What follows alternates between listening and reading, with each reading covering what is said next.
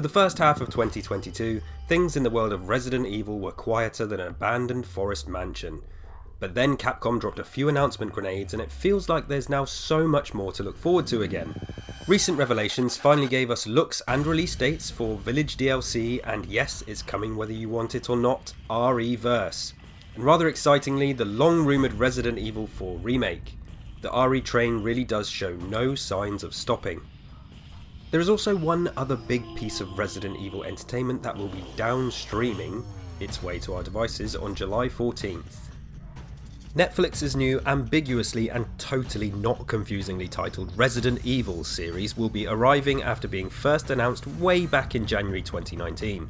The show is set in its own timeline separate from the existing games and movies, and is apparently due to focus on the trials and tribulations of the Wesker family, with the official premise stating that it will be set 14 years after a deadly virus caused a global apocalypse. With character Jade Wesker fighting for survival in a world overrun by bloodthirsty, insane creatures. In this absolute carnage, Jade is haunted by her past in New Raccoon City, by her father's chilling connections to the Umbrella Corporation, but mostly by what happened to her sister, Billy.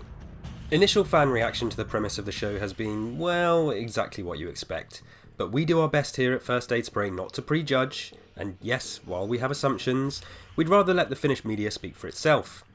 Trailers for the show finally arrived in May, and since then we've had a drip feed of posters, clips and other tidbits giving us more hints at the upcoming series.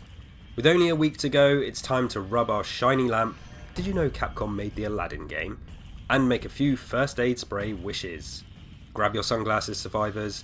I'm KDB for First Aid Spray, and this is 5 things we want to see in Netflix's Resident Evil. Number 1. Easter eggs. To some this may seem like a cheap entry on the list, but let's get it out the way. Alright, we know, fan service and overt references can sometimes hinder a decent narrative or roll a few eyes. But come on, are you telling me that if you watch this series and there's no mention of things like first aid sprays, herbs, crows or sandwiches, you're not going to come away just a little bit disappointed? While we're on the subject, I will also not accept these characters using anything but Kendo branded ammo, by the way. That guy's a bloody hero and we must cement his name in anything Resident Evil from now on until the franchise dies. Nods to the wider franchise can make for a fun fan viewing exercise, and hearing Lance Reddick's Wesker complain about misplacing his favourite sunglasses, his disdain for people named Chris, or even seeing a black trench coat hanging in his wardrobe in the background of a shot is the kind of stuff that will tick the enjoyment box. These types of additions don't always need to tie into the plot, and as superficial as they may be, if you're going to get loose with the story canon, then there are literally hundreds of ways you could honour the franchise and say, hey, RE fans, we see you, and this one's for you. Number 2. Stars. With what information we have so far about the show, one thing seems clear, it doesn't look like we're going to be getting to see any Redfields, Valentines or Burtons. Now, this isn't a dead cert, they still may show up, but even if they're not going to appear in full-bodied glory, some seed planting for the future of this Reddick-verse would be exciting to see. The STARS members have a strong connection to Wesker in the games, and these relationships play a huge part in the foundation of Resident Evil, and key storylines throughout the series. To completely discard these themes and connections like some kind of failed experiment will be a huge shame. Even as something as subtle as a name drop would at least tell us, you know that character you love, you just might see them in this new timeline. Perhaps a mysterious letter, delivered by Crow of course, could arrive and be signed with a familiar name, just to let us know that yes, Chris, Jill and Barry, they're out there, and they know Wesker's past. They're coming for him. And his trench coat. Number 3. New BOWs. Seeing more of what we know and love can always be a treat, but it is possible to have too much of a good thing. Just look at Resident Evil 6. Man, that was possibly a bit too much of everything. If the premise of this show is teaching us anything, it's that trying new things is very much the route with Wesker Dad and his family. So with that, let's go all out.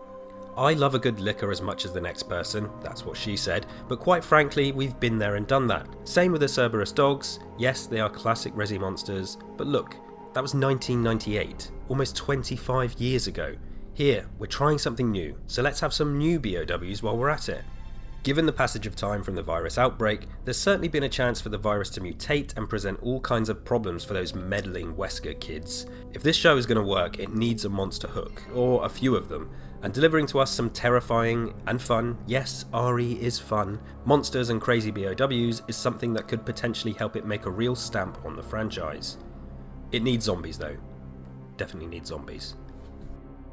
Number 4. Sherry Birkin. Okay, we're going to sound a bit like a broken record here, but f*** it. I've mentioned nods to the franchise and character reference, but if they're going to put any other characters we know, I demand it be this one.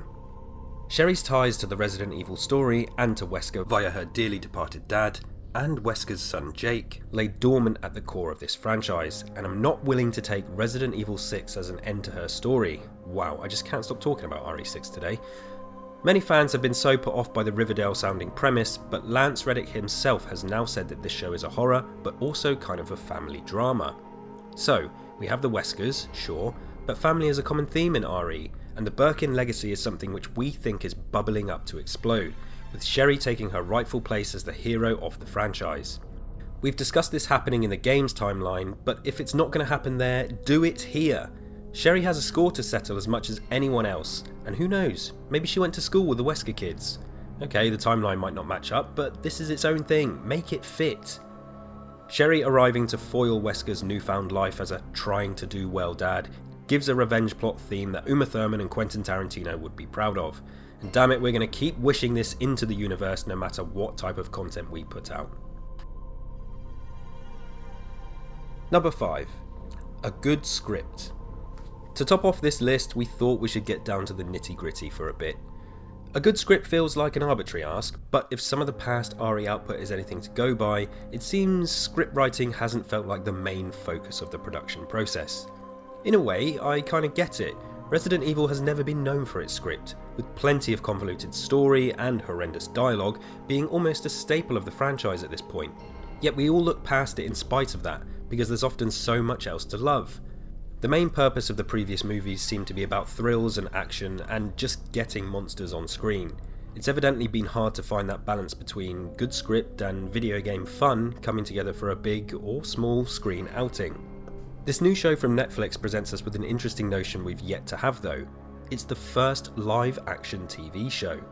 Scripts that span multiple episodes and one that's being touted as a family drama hints that story arc, and in particular the dialogue, will have very much been under the microscope here.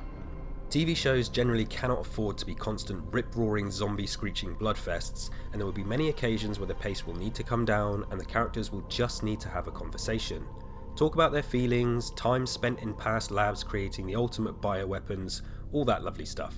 Could this be the first time we get high quality dialogue in a Resident Evil outing? It almost demands it. There'll be plenty of time to fill, and those quieter scenes may just give this show an edge that the movies and even the games in some places have not had the luxury of. And there we have it. That's 5 things we'd like to see in Netflix's upcoming Resident Evil series. What did you think of the list? Do you have any thoughts on what you'd like to see in the series? Let us know in the comments below. Give the video a like and subscribe to the channel for more Resident Evil content on the regular. Join us on Discord, find us on social media and all that lovely stuff. I've been KDB for First Aid Spray, and remember, Robert Kendo was a goddamn hero.